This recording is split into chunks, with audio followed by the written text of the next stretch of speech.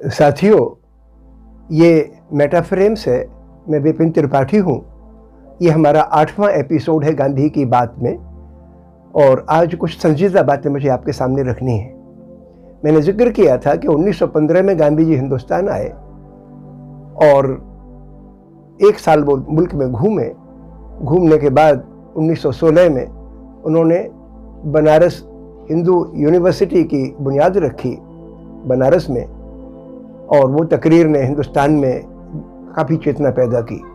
उसके बाद चंपारण सत्याग्रह हुआ और 1919 में देशव्यापी आंदोलन की शुरुआत हुई जब रॉलेट एक्ट का विरोध किया गया।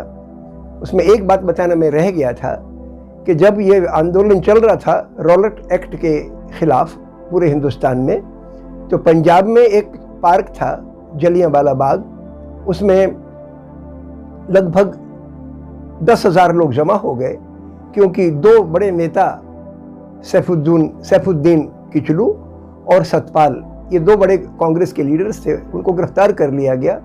तो बिल्कुल निहत्थे लोगों की सभा थी अपना विरोध दर्ज करने के लिए। उसमें जनरल डायर आ गए, उनके साथ सिपाही थे, उसमें बहुत सारे हिंदुस्तानी सिपाही भी थे, और उनके ऊपर उन्होंने गोली चलवा दी। तो उसमें लगभग 1,000 लोग मारे गए। तो वो जलियांबाग का जो कांड था उसकी जांच अंग्रेजों की तरफ से भी हंटर कमेटी ने की, लेकिन लोगों को उस पर एतबार नहीं था। तो गांधी जी की एक कमेटी बनी जिसमें गांधी जी भी थे, मोतीलाल नेहरू थे और तमाम लोग थे। उस कमेटी की रिपोर्ट भी आई और उस पर लोगों को भरोसा था। तो खैर माहौल ऐसा बना कि 1919 के अप्रैल के महीने के बाद सरकार अपना ताकत का जोर दिखाने पर आमादा थी और हिंदुस्तान के अवाम में अंग्रेजी राज का विरोध था। तो ये तो 1919 की बात हुई। 2 बातें इसमें और महत्वपूर्ण हैं कि पहले वर्ल्ड वार में हिंदुस्तान के सिपाही लगभग 74,000 मारे गए थे और 13 लाख सिपाही अंग्रेजों ने तैनात किए थे। उनमें से तमाम सिपाही तैनात किए थे उन मुल्कों में, जैसे इजिप्ट पे या फिलिस्तीन पर या टर्की में, जिन देशों से हिंदुस्तान की कोई रंजिश नहीं थी। हिंदुस्तानी जनता का उनसे दोस्ताना ताल्लुक था, लेकिन अंग्रेजों ने उन पे हमला किया, क्योंकि उस जमाने में टर्की का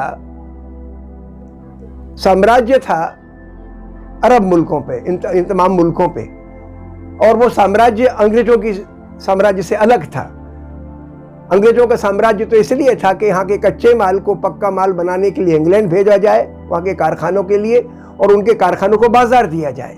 इस तरीके के इकोनॉमिक एक्सप्लॉयटेशन का काम टर्की ने नहीं किया, लिहाजा वहाँ के लोग टर्की को पसंद करते थे, इसकी बनस्पत कि उनके ऊपर अंग्रेजों की हुकूमत हो जाए, क्योंकि अंग्रेजों की हुकूमत हिंदुस्तान में लाखों लोगों की बर्बादी का सबब बन चुकी थी।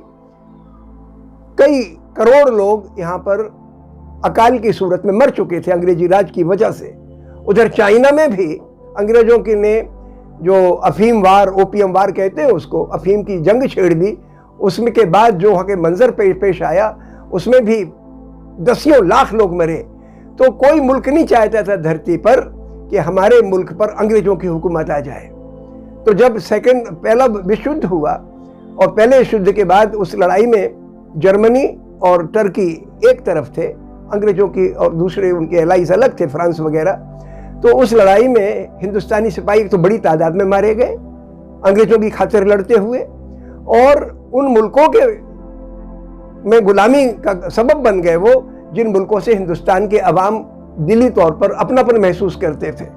तो हुआ ये कि 1920 में हिंदुस्तान में गांधी जी ने 2 बातें रखी कि अंग्रेजी हुकूमत ने जंग के दौरान जो वादे किए थे ताकि हिंदुस्तानी लोग सेना में शरीक हो और अंग्रेजों की खातिर लड़ें, उनमें 2-3 बातें ख़ासतौर से कही गई थी कि जिन राज्यों में गवर्नर की सलाहकार समिति यानी असेंबलीज नहीं है, वो हम असेंबली बनवाएंगे और कई रियायतें देंगे।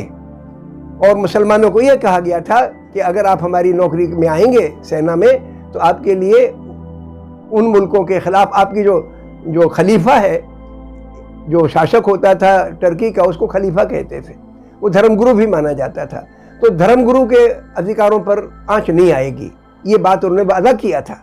लेकिन जैसी लड़ाई ख़त्म हुई तो टर्की को तोड़ने पर आमादा हो गया इंग्लैंड, अंग्रेज, और उसकी वजह से पूरी दुनिया के मुसलमानों में एक बेचैनी पैदा हुई। तो हिंदुस्तान में दो बड़े नेता थे, मोहम्मद अली जौहर और उनके भाई शौकत अली। इनकी इनिशिएटिव पर एक कैंपेन चालू हुआ। वो उसको धार्मिक ना माना जाए, उसको ये माना जाए कि अंग्रेजी साम्राज्यवाद आर्थिक शोषण के एतबार से, धार्मिक आज़ादी को कम करने के एतबार से जो जो चीज़ें चला रहा था दुनिया में, उसका विरोध हमारे हिंदुस्तान के इन दो नेताओं ने किया। और इन्होंने नहीं किया, हिंदुस्तान की जनता का नेतृत्व किया, विरोध तो जनता ने किया। इसी आंदोलन में गांधी शरीक हुए और उसमें बहुत सारे, श्रद्धानंद, स्वामी श्रद्धानंद भी सभा में मौजूद थे। जब गांधी जी को बुलाया गया, खिलाफत की एक सभा की गई दिल्ली में, गांधी जी पहुंचे। गांधी जी ने मशवरा दिया कि इसके लिए, क्योंकि और कई मसलों पे हमारे लिए सरकार का हिंदुस्तान में बना रहना हिंदुस्तान के लोगों के लिए नुकसानदेह है, लिहाजा असहयोग किया जाए सरकार से। असहयोग के माने क्या? एक तो यही कि जितनी भी असेंबलीज हैं, उनको काउंसिल कहते थे उस जमाने में, उनमें जितने लोग मेंबर चुने गए हैं, आम लोग तो चुनाव करते नहीं थे, चुनिंदा लोग ही वोट डालने का हक रखते थे, तो उन लोगों को जिनको नुमाइंदा चुन लिया था उन्होंने कहा वो इस्तीफा दे दें। तो पहला काम तो काउंसिल्स का बहिष्कार किया जाए। दूसरा बात ये रखी गई कि जो लोग नौकरियों में, जो वकील अपनी वकालत कर रहे हैं, वो अपना पेशा छोड़ दें, प्रोफेसर से अपनी नौकरी छोड़ दें। ये बहुत बड़ा ऐलान था और इस पर अमल करना आसान बात नहीं थी, क्योंकि जितना अफसर वर्ग है, जितना इलीट क्लास है, वो ज़्यादातर तो अंग्रेज परस्त ही था। तो ऐसे लोगों से उम्मीद करना कि वो लोग गांधी जी की कॉल पर असहयोग करेंगे, ये बहुत कठिन काम था। लेकिन उस सभा में असहयोग आंदोलन जो गांधी जी ने प्रस्ताव रखा, वो सभा खिलाफत कमेटी की थी और उसमें प्रस्ताव सब लोगों ने एक मत से स्वीकार कर लिया। और उसके बाद पूरे हिंदुस्तान में उस वक्त कैंपेन चला और बहुत बड़ा कामयाब कैंपेन था। गांधी जी ने कहा कि अगर हम सच्ची आत्मा से असहयोग करेंगे सरकार से, तो सरकार 1 साल में उखड़ जाएगी और हमें स्वराज्य हासिल होगा। लेकिन हम सच पर टिके, अहिंसक रहे। तो इस तरीके से वो कैंपेन चला। गांधी जी के एक बहुत निकट साथी थे, उनका नाम था पंडित सुंदरलाल। गांधी जी के वैसे 4 बड़े बड़े उत्तराधिकारी माने जाते थे। नेहरू जी उनके राजनीतिक उत्तराधिकारी, विनोबा उनके आध्यात्मिक उत्तराधिकारी, कुमारप्पा उनके आर्थिक मसलों के जानकार, और हिंदू मुस्लिम एकता के लिए पंडित सुंदरलाल। तो पंडित सुंदरलाल ने मुझे एक वाकया बताया, वो आपके सामने रखना चाहता हूँ। क्योंकि जैसे ही गांधी जी का आंदोलन देशव्यापी बना, तो अंग्रेज परस्त जो हिंदुस्तान के इलीट थे, उन लोगों ने हिंदू मुस्लिम द्वेष खड़ा कर दिया। अंग्रेजों की शय पे हुआ, दंगा भड़का।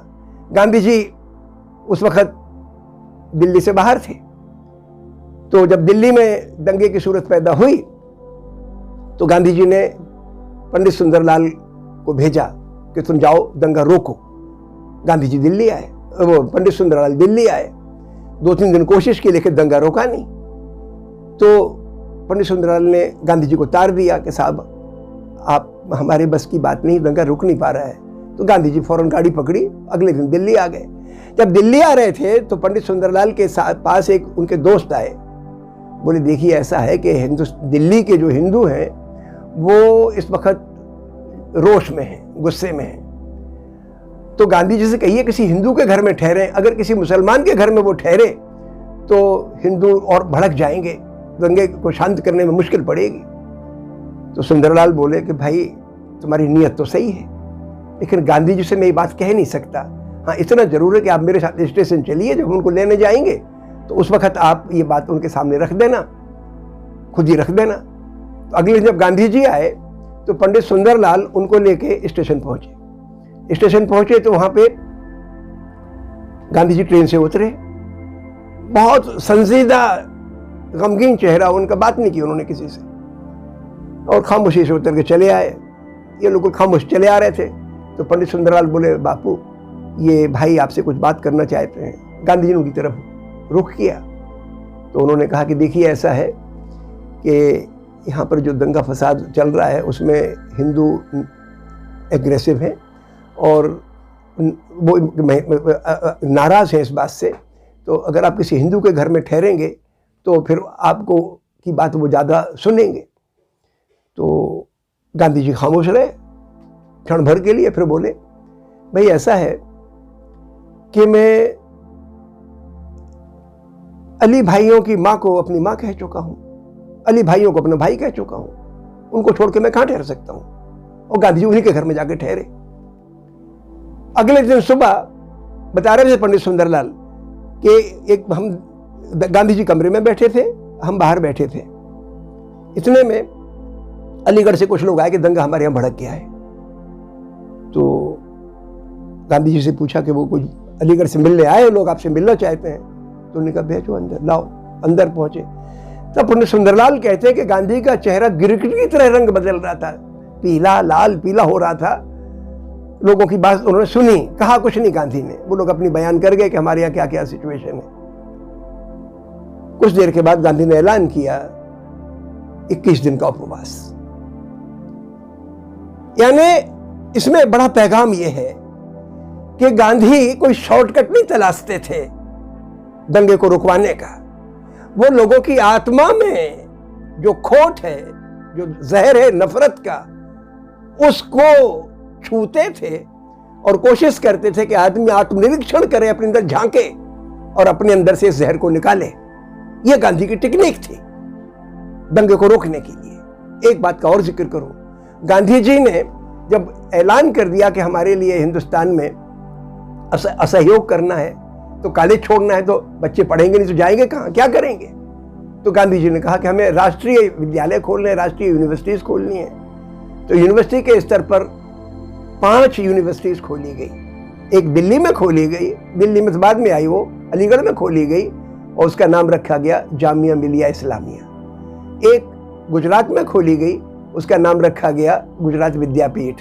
एक बनारस में खोली गई, उसका नाम रखा गया काशी विद्यापीठ। जबकि वहां पे बीएचयू का ऑलरेडी फाउंडेशन रखी जा चुकी थी, बीएचयू लगभग काफी अंश में वजूद में आ चुकी थी। लेकिन गांधी ने कहा कि राष्ट्रीय विद्यालय बनेगा तो वो, और इस तरीके से कलकत्ता में, महाराष्ट्र में भी बनी। इनमें आप जरा सोचें कि अगर आप सरकारी नौकरी चाहते हैं तो इन स्कूलों में पढ़ेंगे तो जाहिर है आपको नौकरी तो नहीं मिलेगी। तो इनमें पढ़ने के लिए जो लोग आए वो लोग आए जिनके अंदर राष्ट्रीय जज्बा था, और इनमें नौकरी करने भी इतनी कम तनख्वाह में लोग आ गए कि सरकारी कॉलेजों में, यूनिवर्सिटीज में जितनी तनख्वाह आपको मिलती थी उससे चौथाई तनख्वाह में भी काम करने के लिए आए, और ये जानते हुए भी कि पता नहीं यूनिवर्सिटी चलेगी कि नहीं चलेगी, हमारी नौकरी पक्की होगी कि नहीं होगी, कौन जानता था। तो ये मैं समझता हूं कि आज़ादी की लड़ाई में इन यूनिवर्सिटीज ने अहम भूमिका निभाई। और जामिया मिलिया की अहमियत इसलिए और बढ़ जाती है कि अलीगढ़ से निकल के आई थी ये। अलीगढ़ में 2 फाड़ हो गए थे, बहुत सारे लोग असहयोग के पक्ष में थे, कई लोग सोचते थे कि हम पढ़ाई पे फोकस करें। तो इस तरीके से अलीगढ़ में वातावरण फर्क था। लेकिन जामिया से जो जुड़े वो सारे के सारे वो लोग जुड़े, और इसमें सबसे प्रोमिनेंट नाम आगे चल के शुरुआत तो इसकी की हकीम अजमल खां साहब इसके चांसलर बने, मोहम्मद अली जौहर इसके पहले वाइस चांसलर बने, लेकिन आगे चल के इसमें सबसे बड़ा रोल अदा किया जाकिर हुसैन साहब ने, जो हमारे देश के बाद में राष्ट्रपति भी बने। और पूरी तहरीक जो चली आज़ादी आंदोलन की 1920 से लेकर सन 47 तक, उसमें जामिया बिल्कुल फ्रंट पे रही। तो ये हमारी खुशकिस्मती है कि हमारे हिंदुस्तान में तालीम को राष्ट्रीय आंदोलन से जोड़ा गया।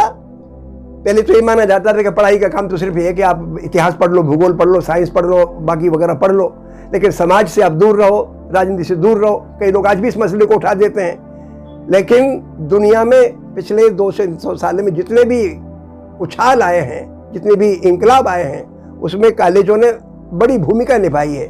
तो एक पैगाम ये कि कॉलेज के विद्यार्थियों को समाज से अछूता न रखा जाए, उनके अंदर सेंसिटिविटी पैदा की जाए और सामाजिक सरोकार पैदा किए जाएं। तो एक तो इसमें यह पैगाम था। एक बात और मुझे जिक्र करनी है कि उसी वक्त केरल में मालाबार का एक इलाका है, वहां पर किसानों का शोषण जबरदस्त था। अंग्रेजों ने क्या छूट दे रखी थी कि बटाईदार पर किसान जो जमींदार है वो 80% उपज ले लेगा, 20% या 25% देगा बटाईदार को, जबकि आमतौर पर आधी का रिवाज है कि बटाईदार किसी के खेत में काम करेगा तो जो फसल पैदा होगी उसकी आधी मिलेगी मालिक को, आधी जाएगी बटाईदार को। तो लेकिन ये अजीब सूरत पैदा हो गई वहाँ पे, तो किसान बहुत परेशान थे। तो जैसे ही वहाँ पर ये असहयोग आंदोलन पहुँचा और ये खिलाफत आंदोलन पहुँचा, तो वहाँ पर एक हाजी नाम के एक बहुत किसान थे, बड़े आलिम भी था, वो पढ़े लिखे थे, मतलब समझदार थे, डिग्रियाँ तो उनके पास नहीं थी लेकिन समझदार बहुत था, किसानों पर उनका अच्छी पकड़ थी। तो किसान आंदोलन चला। उस किसान आंदोलन में मुसलमान, चूँकि वहाँ पर बटाईदारों में डोमिनेंट वो थे और मालिकों में जो डोमिनेंस थी वो वहाँ के ब्राह्मण्स थे, नंबूदरीज वगैरह। तो शुरुआत तो प्राइमरी वो एग्रेरियन मूवमेंट से हुई और इतना ज़बरदस्त मूवमेंट चला कि अंग्रेजों ने पूरी ताकत से कुचला उसको। 50,000 लोगों को सजाएं हुई, उसमें से 20,000 लोगों को काला पानी की सजा हुई। कोशिश ये की जा रही है कि उसको हिंदू वर्सेस मुस्लिम दिखा दिया जाए, क्योंकि हिंदुस्तान की जो सांप्रदायिक ताकतें हैं इस विद्रोह को पचा नहीं पाई। और बहुत गंभीर मसला है कि हमें अपनी तारीख को सही समझें हम। उसमें हालांकि सांप्रदायिक तत्व भी शरीक हो गए, हिंदू भी मारे गए और सांप्रदायिक नीयत से भी मारे गए, वो उसका नेगेटिव एस्पेक्ट है, लेकिन हमें इसको टोटल पर्सपेक्टिव में समझना चाहिए। और एक बात और, वो हमें पैगंबर मोहम्मद की याद दिलाती है कि गांधी जी ने जब आंदोलन चल रहा था तो पूरी कोशिश की कि ये अहिंसक रहे। गोरखपुर का एक कस्बा है, उसका नाम है चौरी चौरा। वहाँ पर एक भीड़ जा रही थी, पुलिस ने गोली चला दी तो भीड़ बहक गई और उन्होंने थाने को घेर लिया, उसमें आग लगा दी, करीब 20 लोग मारे गए सिपाही। गांधी जी ने आंदोलन वापस ले लिया। यानी जब अपनी बुलंदी पर था यह आश्रम आंदोलन, असहयोग और खिलाफत आंदोलन, गांधी ने आंदोलन वापस ले लिया। इसकी सिर्फ इतिहास में एक ही मिसाल मिलती है, हुदैबिया का करार पैगंबर मोहम्मद का। 1300 साल पहले इस घटना के पैगंबर मोहम्मद जो अपने सब साथियों को लेकर मदीना पहुंच गए थे, जब उन्होंने कहा कि हम तो परिक्रमा करने, ज़ियारत करने के लिए जाएंगे, उनके साथ में करीब 1400 लोग मक्का आए। मक्का पहुंचने के पहले एक जगह पड़ती है हुदैबिया, वहाँ से उन्होंने एक आदमी को भेजा, वहाँ के जो सूफियान थे, वहाँ के राजा मान लो, उस तरीके के आदमी के पास एक पैगाम भेजा कि भाई हम किसी और नियत से नहीं आए, हम तो सिर्फ दर्शन करने और परिक्रमा करने आए हैं, काबा हमारा तीर्थ स्थान है। उसने मना कर दिया। इनके साथ में 1399 लोग जो थे, किसी का लौटने का मन नहीं था। उन्होंने कहा हम तो इसी मकसद से आए, हमारा नियत बुरी नहीं है, हम चलेंगे, हम लड़ेंगे। पैगंबर मोहम्मद के दिमाग में फौरन अल्लाह ताला ने सब्र की बात रख दी और वो वापस सबको ले गए। और चूंकि सब लोग उनका एहतराम करते थे, सम्मान करते थे, लोग वापस चले गए। वही गांधी के साथ सूरत हुई कि गांधी ने इतना बड़ा आंदोलन, जिसमें कश्मीर से लेकर कन्याकुमारी तक एक उबाल आ रहा था मुल्क में, गांधी ने कहा रास्ते से भटक जाएगा आंदोलन, हिंसा हमारे लिए मंजिल तक पहुंचा नहीं सकती। क्षण भर के लिए हमें जरूर लगे कि हमने कुछ कामयाबी हासिल कर ली, लेकिन वो गांधी ने आंदोलन विड्रॉ किया। मैं समझता हूं कि इनसे हमें सबक सीखने की ज़रूरत है और अगली मर्तबा इसी चीज़ को हम आगे रखेंगे। बहुत बहुत शुक्रिया।